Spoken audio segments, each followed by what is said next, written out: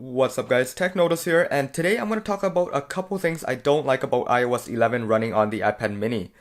Now this is the second beta, I'm sure things are going to be changing down the line, who knows what it'll be, but for now this is what we have and this is what I'm going to show you guys. The first thing down the list I'm going to talk about is the new lock screen. So you guys can see the lock screen, notification screen is pretty much the same thing. I get it on the iPhone with the home button disappearing and the whole waterproof idea of it. With the iPad mini, not too sure what they're going here. Now it's just an extra step to see my notifications and to see the widgets. So earlier today doesn't mean anything. I would rather see a bunch of widgets on this screen and swipe up for notification. Second thing I'm going to talk about is also the notification and the lock screen. So you can see at the bottom here we have press to open, and this usually was swipe to unlock. That was their kind of trademark lock screen, but now they switched over to this one, and I'm okay with it with some of the newer devices with better touch IDs. But for older devices such as this one right here with first generation, it takes an extra click and a couple extra seconds to get inside. Now talking about that, with older devices, the longer you have your device, the more you'll be clicking the home button, and this will slowly start to wear out. And once it does wear out, what are you going to do to get inside the home screen? The accessibility isn't always available on the lock screen. Who knows what it'll be for iOS 11, but usually you should be able to swipe over to the side and enter your passcode in, or just get directly into the home screen. Now in this case you can't. The only thing you can pretty much do is try to tap the home button quite a bit of times, see if that'll get you in, but in that case I don't know what else you can do, because you do need to press the home screen before the passcode is required. The next thing I'm going to talk about is the new dock. So in the background over there you guys can kind of look at, the dock screen is pretty much the same as macOS now, roughly the same. You can see all the docks down here, all the apps down here, very nice.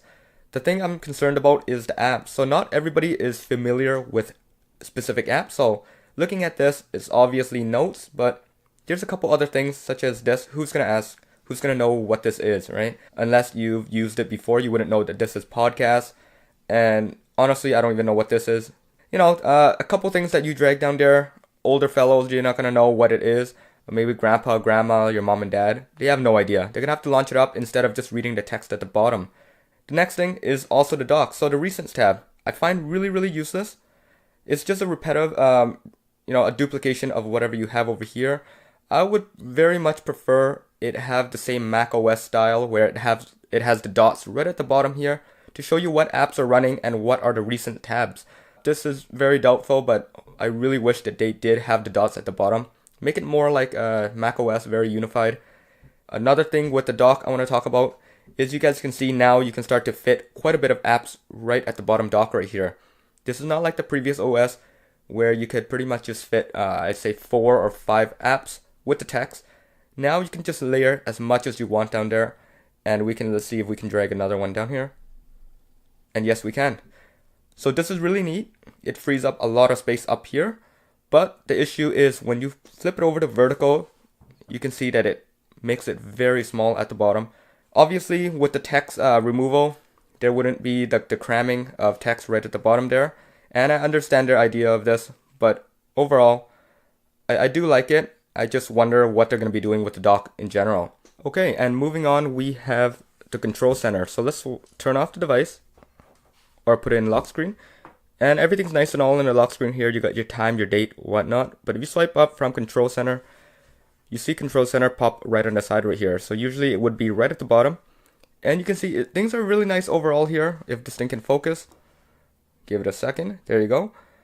But what do you have here? You have such an empty space right here where Apple can put a bunch of widgets and information that right now they're not doing anything. It's pretty much just empty and blurred out. The other issue I have here with Control Center and the multitasking is the swipe away. So you guys know what previous OSs, you can just swipe away apps. Now it's just more tedious. You gotta hold on to each specific app and, close all of them one by one. It just takes more time instead of just swiping away, which is so much more natural using iOS. Okay, and the next thing, and a very important thing I should say, is Safari, their browser. So let's head inside Safari here. And everything is very nice. Obviously, Apple improves their Safari with Java and things every single update. But here, I'm going to talk about this one. I'm sure you guys are very curious about it. You can see if I go into the iMac Pro section, and let's just say I wanted to go back to the home screen again, I would usually just swipe over from the left side to the right side, and there you go. But the issue here is if you swipe forward, so that's now really an issue. There is no swiping forward now. So you can see if I want to get back to the previous page, swiping would just bring out this layover right here. And there is no way to go to take this away. When you're swiping over from the right side, something will pop up. Some kind of multi-tool switcher thing will pop up. So here, like I said, you can never swipe forward. This is it. I hope you guys liked it. Remember to hit subscribe, like, peace out.